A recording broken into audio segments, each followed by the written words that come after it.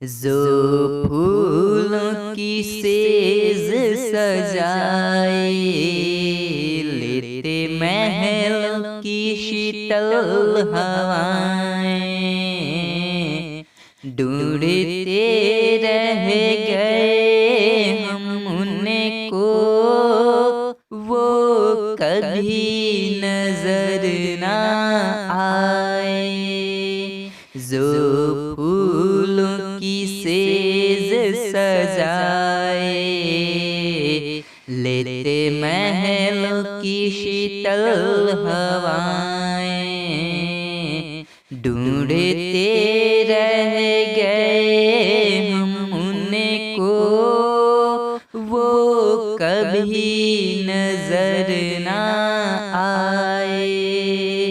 ढूंढते रह गए हम उनको, वो कभी नजर ना आए। नमस्कार दोस्तों, मैं अखिलेश कुमार अपने YouTube चैनल भोजपुरी पढ़ाई में आपका तहे दिल से स्वागत करता हूं। दोस्तों, आज की इस वीडियो में हम लोग बात करेंगे वाकाटक वंश के बारे में। और दोस्तों, वाकाटक वंश के संबंध में अगर देखें तो हम लोगों ने 2 वीडियो में चर्चा कर लिया है। दोस्तों, अगर आप मेरे वीडियो को डेली देखते हैं तो आपको पता होगा। अगर आप पहली बार इस वीडियो को देख रहे हैं तो आपसे अनुरोध होगा कि आप पिछले 2 वीडियो को ज़रूर देख लें वाकाटक वंश के संबंध में, ताकि आपको जानकारी क्लियर हो जाए, ताकि आप ये ना कहें कि हम कहाँ से हम शुरू कर रहे हैं वाकाटक वंश को। तो दोस्तों, आज हम पिछले जितनी भी जानकारियाँ मैंने दी है शासकों के बारे में वाकाटक वंश के, तो उन तमाम शासकों के बारे में आपको जानकारी हो जाए, ताकि आपको चीज़ों को जानकारियों को जोड़ने में मदद मिल सके और आप यहाँ से अधिक जानकारियों को क्लियर कर सकें। तो इसलिए दोस्तों, आपसे अनुरोध है कि डिस्क्रिप्शन बॉक्स में लिंक दे दिया हूँ, आप वहाँ से जाकर उस वीडियो को देख सकते हैं। और दोस्तों, आज के इस वीडियो में विशेष हम चर्चा करने वाले हैं वाकाटक वंश के प्रवरसेन द्वितीय शासक के बारे में, जो कि इसके बाद से जो शासक होगा नरेंद्र सेन और पृथ्वी सेन द्वितीय होगा। तो दोस्तों, पिछले वीडियो में हम लोगों ने चर्चा किया था, पिछले वीडियो का जो भाग था वो पार्ट 2 था, और पार्ट 2 में हम लोगों ने अंतिम शासक किसके बारे में बात किया था, प्रवरसेन द्वितीय के बारे में बात किया था।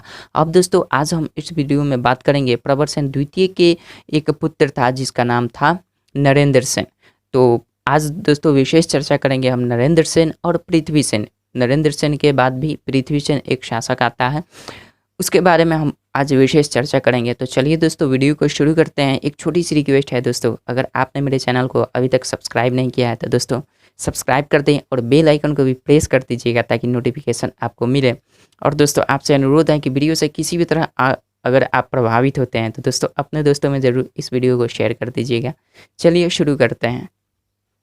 दोस्तों, आपको बता दें कि प्रमुख शासक के बारे में फिर से थोड़ी सी जानकारी मैं दे देना चाहता हूं कि देखिए, अगर वाकाटक वंश में प्रमुख शासकों के बारे में बात किया जाए तो दोस्तों प्रमुख शासक आ जाते हैं विंध्य शक्ति, प्रवरसेन, रुद्रसेन, पृथ्वी सेन। ये दोस्तों ऐसे जो नाम है ना, तो विंध्य शक्ति प्रथम भी इसको कह सकते हैं, प्रवरसेन प्रथम भी कह सकते हैं, रुद्रसेन प्रथम भी कह सकते हैं। फिर से रिपीट हो जाता है यही नाम, पृथ्वी सेन प्रथम भी कह सकते हैं, रुद्रसेन अब यहाँ द्वितीय है, क्योंकि प्रथम वहाँ रुद्रसेन था इसलिए रुद्रसेन कहिए या रुद्रसेन प्रथम कहिए। इसलिए दोस्तों ये रुद्रसेन द्वितीय भी है, इसलिए वहाँ पे रुद्रसेन लिखा गया है, या इसे रुद्रसेन प्रथम भी क्लियरिफाई अलग अलग करने के लिए ऐसा मतलब लिखा गया है। ठीक है, तो रुद्रसेन द्वितीय, उसके बाद प्रवरसेन द्वितीय, इसका नाम दामोदर सेन भी होता है। इसके बाद से जो शासक आते हैं नरेंद्र सेन और पृथ्वी सेन द्वितीय।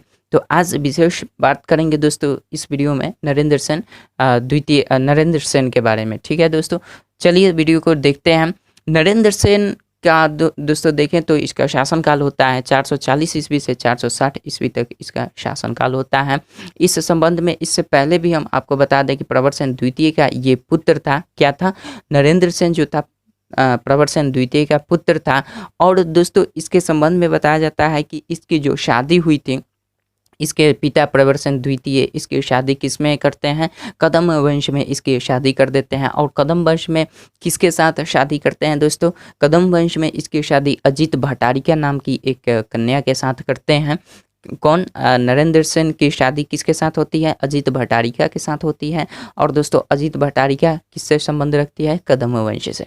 ठीक है। तो कदम वंश में इसकी शादी हो जाती है। तो दोस्तों कदम वंश की बात करें तो कदम वंश में हालांकि पृथ्वीसेन द्वितीय ने सॉरी कदम वंश में पृथ्वीसेन प्रथम ने भी आक्रमण किया था। किसके मदद से?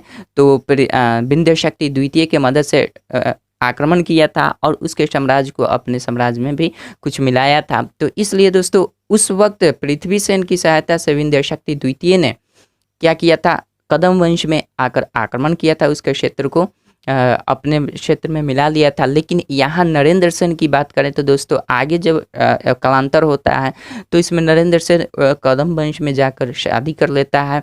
किसके साथ? अजीत भट्टारिका के साथ। तो इसलिए दोस्तों ऐसा देखा जाए तो कदम वंश में और वाकाटक वंश, ये कदम वंश और वाकाटक वंश में दोस्तों कहीं ना कहीं रिलेशन आगे चलकर अच्छा होता है। पहले तो इसमें युद्ध होता है किसके शासनकाल के दौरान?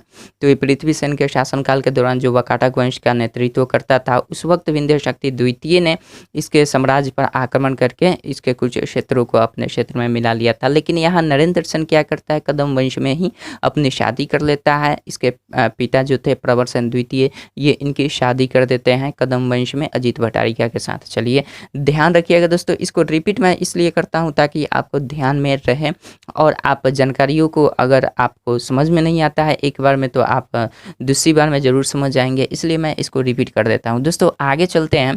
तो क्या हुआ कि नरेंद्र सेन के समय में दोस्तों बस्तर नाम आता है जो छत्तीसगढ़ में पड़ता है। बस्तर के नल वंश और भौदत्त वर्मन ने आक्रमण कर दिया था। किसके संबंध में?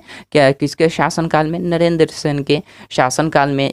ये छत्तीसगढ़ जो छत्तीसगढ़ पहले पड़ता था, तो छत्तीसगढ़ के आज भी छत्तीसगढ़ में बस्तर है।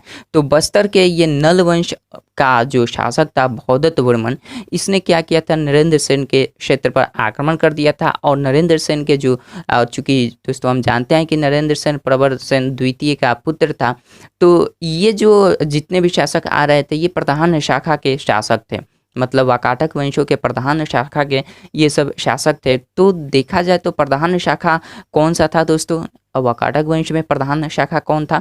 वाकाटक वंश में प्रधान शाखा नंदीवर्धन था। नंदीवर्धन और एक था वशीम शाखा। तो ये नंदीवर्धन शाखा जिसे नागपुर के नाम से भी जानते हैं। तो दोस्तों नागपुर का जो ये क्षेत्र था, इसने नरेंद्र सेन के शासनकाल में नल वंश और भौदत्त वर्मन, ये क्या करते हैं? नल वंश के ही भौदत्त वर्मन था। तो इसने आक्रमण करके ये नंदीवर्धन शाखा को क्या करता है? अपने अधिकार में कर लेता है। इस तरह से अपने अधिकार में करने के बाद ये कुछ क्षेत्रों को आक्रमण कर देता है। हालांकि फिर से क्या होता है कि नंदीवर्धन जो था इसको अपने साम्राज्य में मिला तो लेता है, लेकिन उस वक्त मालवा, मेकल और कौशल, दोस्तों मालवा, मेकल और कौशल को भी अपने साम्राज्य में मिला लेता है। हालांकि उस वक्त क्या मालवा, मेकल और कौशल जो था गुप्त वंश के शासकों के अधिकार में था। तो इस तरह से दोस्तों अगर देखा जाए तो मालवा, मेकल ये पहले क्या कर रहता है? मालवा, मेकल और कौशल ये गुप्त वंश के ही अधिकार क्षेत्र में रहता है। लेकिन फिर बाद में जाकर क्या होता है? पहले तो ये नल वंश के भौदत्त वर्मन इस पर आक्रमण करके नंदीवर्धन या नागपुर को अपने साम्राज्य में मिला लेता है। लेकिन फिर बाद में क्या होता है कि जब ये भौदत्त वर्मन की मृत्यु हो जाती है तब ये फिर से नरेंद्र सेन इस पर चढ़ाई कर देता है। नरेंद्र सेन फिर से इस पर चढ़ाई कर देता है और चढ़ाई करने के पश्चात ये पहले तो इसने नल वंश के जो भौदत्त वर्मन था उसने आक्रमण जब किया था तो दोस्तों ये तो नंदीवर्धन नागपुर को ही केवल लिया था। लेकिन जब इसकी मृत्यु हो जाती है तब नरेंद्र सेन फिर से दोबारा आक्रमण करता है इनके क्षेत्र पर। तो न कि नंदीवर्धन को ही वापस लेता है बल्कि अन्य कई क्षेत्रों को भी अपने क्षेत्र में मिला लेता है। जैसे कि उसी में दोस्तों था ये मालवा, मेकल और कौशल। और वास्तविक रूप में देखा जाए तो मालवा, मेकल और कौशल ये दोस्तों गुप्त साम्राज्यों के अधीन था। लेकिन ये वाकाटक वंश के ये नरेंद्र सेन जो शासक था इसने आक्रमण करके अपने साम्राज्य को तो वापस ले ही लिया, नंदीवर्धन को या नागपुर को। दोबारा से इसमें और भी क्षेत्र को अपने विस्तार कर दिया। बस्तर के ये मालवा, मेकल, कौशल तक भी अपना आधिपत्य जमा लिया था। तो इस तरह से देखा जाए तो दोस्तों इन लोगों में इस तरह से संबंध होते हैं, इस तरह से युद्ध करते हैं, फिर से वापस भी कर लेता है नरेंद्र सेन अपने साम्राज्य को। और दोस्तों कहा जाता है कि इसी के बाद से ये जो वाकाटक वंश का जो अपना आधिपत्य होता है, इसी के बाद से इनका पतन होना शुरू हो जाता है। और देखो दोस्तों तो गुप्त वंश में स्कंद गुप्त का जो नाम आता है, स्कंद गुप्त इसके शासनकाल के क्या थे, समकालीन थे। नरेंद्र सेन के समकालीन कौन था, तो नरेंद्र सेन का समकालीन जो था उसका क्या नाम था, स्कंद गुप्त। गुप्त वंशों में स्कंद गुप्त का नाम आता है। और दोस्तों इस तरह देखें कि अंतिम महान शासक जो था वाकाटकों में, अंतिम महान जो शासक था प्रमुख शाखा का, वाकाटकों के प्रमुख शाखा का अंतिम महान जो शासक था कोई, तो वो नरेंद्र सेन ही था। और इसके बाद से पतन होना इनका शुरू हो गया था। तो इसके बाद से इसका पुत्र शासन करता है, इसके बाद से इनका पुत्र शासन करता है। और पुत्र कब से कब तक शासन करता है, 460 ईस्वी से लेकर 480 ईस्वी तक शासन करता है। इसकी क्या उपलब्धियां हैं इसके बारे में चलिए देखते हैं। पृथ्वीसेन द्वितीय अब शासन करना शुरू करता है वाकाटक वंशों के प्रधान शाखा पर। और दोस्तों बताया जाता है कि बालाघाट अभिलेख में इसे परम भागवत के उपाधि की जानकारी मिलती है। इसने परम भागवत की उपाधि को धारण किया था। और दोस्तों परम भागवत की उपाधि को धारण किया था इसलिए इतिहासकारों का कहना है कि कहीं ना कहीं वैष्णव धर्म का अनुयायी था, कहीं ना कहीं ये वैष्णव धर्म का अनुयायी था। और इस तरह से देखा जाए तो इसके बाद से पृथ्वीसेन द्वितीय के बाद से इन पर बार बार आक्रमण हो जाता है। किसके, इन पर बार बार नल वंश और त्रैकूट, जो दक्षिणी गुजरात के त्रैकूट वंश था, उन लोगों का आक्रमण हो जाता है। इन पर बार बार आक्रमण की वजह से ये कमज़ोर पड़ जाता है। और इस तरह से देखा जाए तो वाकाटक वंशों का पतन हो जाता है। तो दोस्तों वाकाटक वंश के पतन के पश्चात जो शुरू होता है वंश, वो त्रैकूट वंश शुरू होता है और नल वंश तो ये था ही। तो दोस्तों इसके बाद से अगर प्रश्न पूछा जाए कि किसके आक्रमण के बार बार आक्रमण के बाद वाकाटकों के वंश का समापन हो गया, इनका पतन हो गया, तो वो दक्षिणी गुजरात के त्रैकूट वंश और नल वंश के वजह से, इनके बार बार आक्रमण के वजह से इनकी पतन हो गई। तो दोस्तों आज की इस वीडियो में बस इतना ही। और दोस्तों कुछ और इम्पॉर्टेंट जानकारियों को हम लेकर चलते हैं, तो देख लें कि वाकाटक वंश से संबंधित मुख्य तथ्य क्या है। तो दोस्तों वाकाटक वंश से संबंधित अगर कोई प्रश्न क्रिएट होता है तो दोस्तों ये बहुत ही इम्पॉर्टेंट है, आपको ध्यान में रखना होगा। दोस्तों पहला प्रश्न है कि प्रयाग प्रशस्ति में कुंतलेंद्र किसे कहा गया है, प्रयाग प्रशस्ति में कुंतलेंद्र किसे कहा गया है, तो वो दोस्तों पृथ्वीसेन को कहा गया है। क्योंकि पृथ्वीसेन के ही शासनकाल में विंध्य शक्ति द्वितीय ने कुंतल पर आक्रमण किया था, ठीक है दोस्तों। और इसी वजह से शायद प्रयाग प्रशस्ति के अभिलेख में जो कुंतलेंद्र नाम मिलता है वो पृथ्वीसेन का ही नाम मिलता है, ठीक है दोस्तों। उसके बाद वाकाटकों के प्रधान शाखा नंदीवर्धन नागपुर का जो प्रथम शासक था वो कौन था, तो दोस्तों आपको मैंने बताया था कि प्रथम जो शासक होता है तो वो प्रवरसेन तो क्या किया कि अपने शासक 2 पुत्रों को इसको प्रधान शाखा और वशिम शाखा में बांट दिया था। तो प्रधान शाखा का जो शासक प्रथम हुआ, प्रवरसेन प्रथम के देने के पश्चात प्रवरसेन प्रथम ने जो अपने साम्राज्य को 2 भागों में बांट कर दिया था तो अपने पुत्र को दिया था। पुत्र का नाम क्या था, गौतमी पुत्र। तो इसलिए प्रथम शासक जो प्रधान शाखा था उसको गौतमी पुत्र को दिया था प्रवरसेन प्रथम ने। और जो इसका अंतिम शासक, प्रधान शाखा का अंतिम शासक देखें तो अंतिम शासक में पृथ्वीसेन द्वितीय आ जाता है, ठीक है दोस्तों। पृथ्वीसेन द्वितीय आता है अंतिम शाखा में और प्रधान शाखा के प्रथम शासक में गौतमी पुत्र का नाम आ जाता है। और दोस्तों देखें वशिम शाखा के प्रथम जो शासक था तो वो सर्वसेन था।